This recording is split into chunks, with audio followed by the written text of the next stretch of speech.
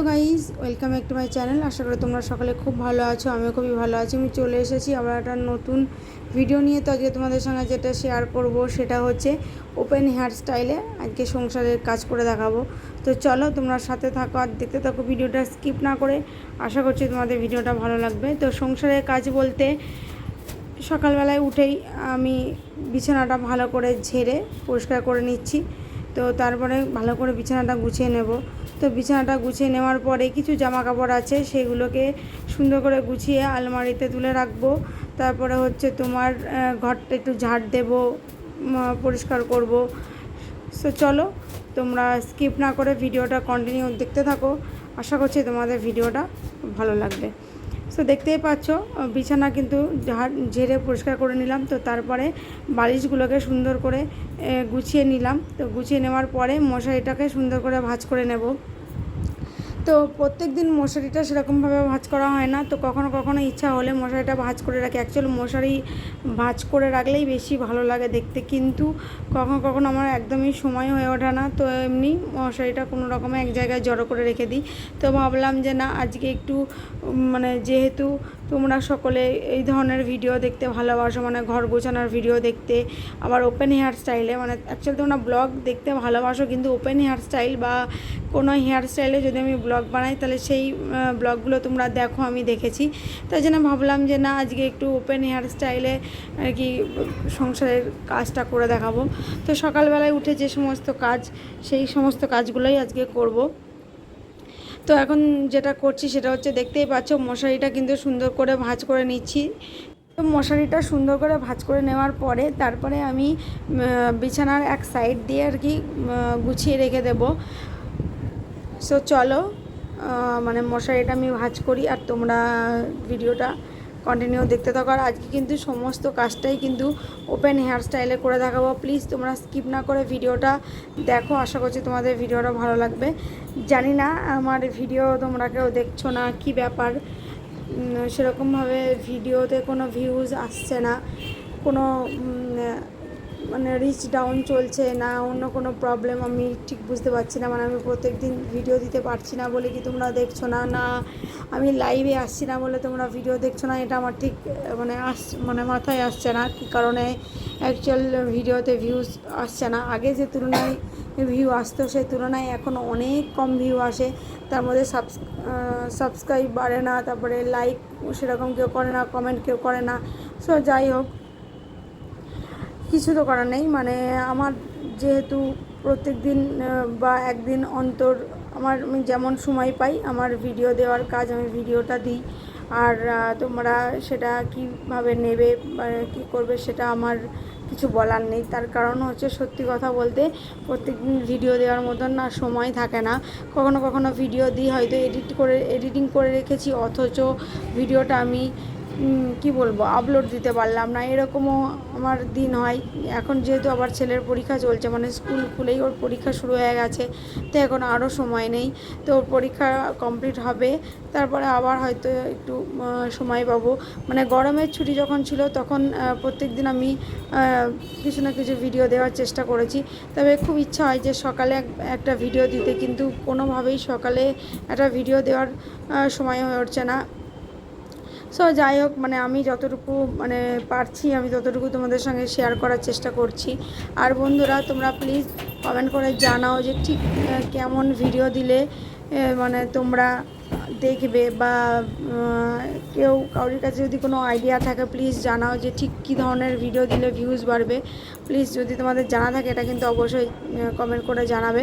আর দেখতেই পাচ্ছ বিছানাটা গোছানো কমপ্লিট হয়ে গেছে। তো তারপরে আলমারি থেকে আমি দুটো জামা কাপড় রাখার আর কি ব্যাগ বার করেছি। অ্যাকচুয়ালি এগুলো আমি অনলাইন থেকে কিনেছি। আর এখানে না আমি আমার মানে ছেলের জামাগুলো গুছিয়ে রাখি। অ্যাকচুয়ালি সত্যি কথা বলতে, আলমারিতে যদি জামা কাপড় গুছিয়ে রাখা হয় তো সেক্ষেত্রে কী হয়, মানে জামা কাপড়গুলো খুব আগোছালো হয়ে যায়। আর এখানে যদি এরকম একটা জামা কাপড় রাখার যদি ব্যাগের মধ্যে আর কি সব পাট পাট করে গুছিয়ে রাখা যায়, তাহলে হাতের কাছে চট করে পেয়ে যাই। আর যেহেতু ওর তো খুব বেশি জামা কাপড় না, তো সেক্ষেত্রে এখানে আমি মানে যেগুলো আর কি কোথাও গেলে আর কি পরার মতন আর কি ভালো জামাকাপড় যেগুলো, সেগুলো আমি এই জায়গাটায় গুছিয়ে রেখে দিই। আর কিছু অর্ডিনারি জামাকাপড় সেগুলো বাইরেই থাকে, মানে সবসময় যেগুলো পরে। আর এখানে হচ্ছে যেগুলো কোথাও গেলে যে সমস্ত জামাকাপড়গুলো পরাই, তো সেগুলো আর কি এখানে গুছিয়ে রেখে দিই।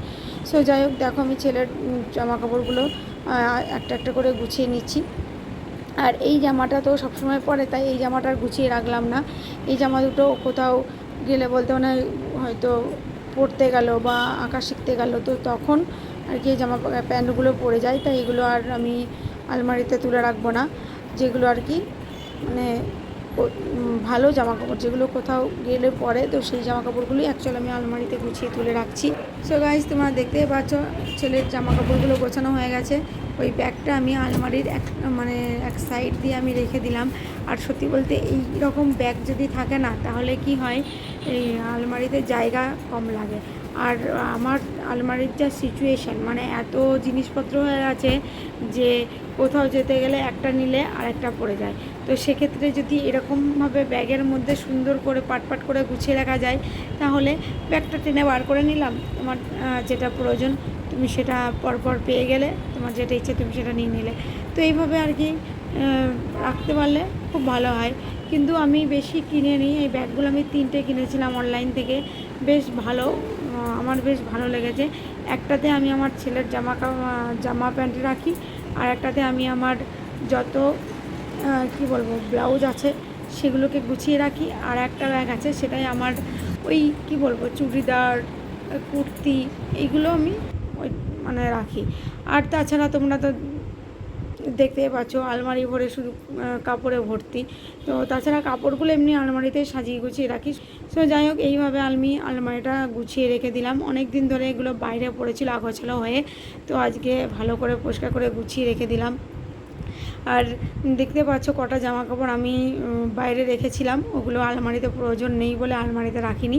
ওটাই যে শোকেসটা আছে, এই শোকেসটার মধ্যে ওই জামা কাপড়গুলো আমি সাজিয়ে রাখবো। মানে আমার যত অর্ডিনারি জামা কাপড়গুলো সেগুলো এই শোকেসটার মধ্যে আমি সাজিয়ে রাখি।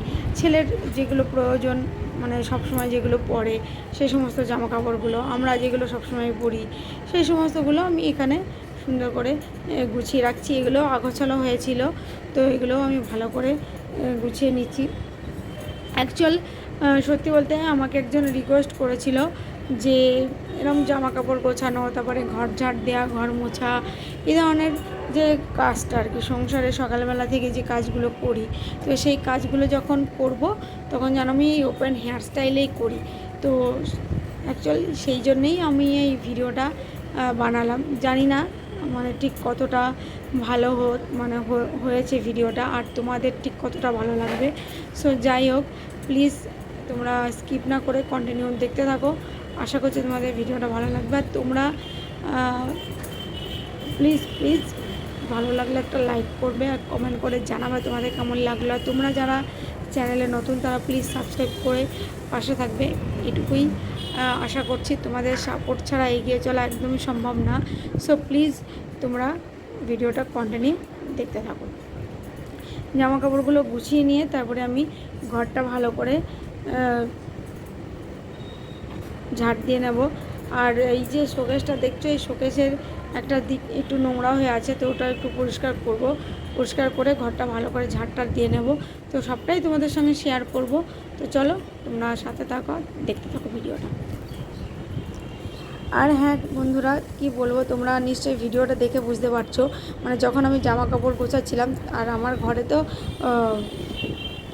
বড় বড় জানলা, তো জানলা দিয়ে এত হাওয়া আসছিল যে তোমাদের কি বলবো, মানে পুরো মন মুগ্ধ হয়ে যাচ্ছিলো। তার কারণ এত অতিরিক্ত গরমে আজকে আমরা একটু স্বস্তির নিঃশ্বাস পাচ্ছি। মানে চারিদিকটা একটু মেঘলা মেঘলা হয়েছে, মনে হয় বৃষ্টি আসবে, তো বৃষ্টি আসার সম্ভাবনা আছে, যার কারণে মেঘলা করেছে বলেই এত কি বলবো হাওয়া দিচ্ছে, মানে আগাম সংকেত আর কি, মানে বৃষ্টি বা ঝড় আসার আগাম সংকেত।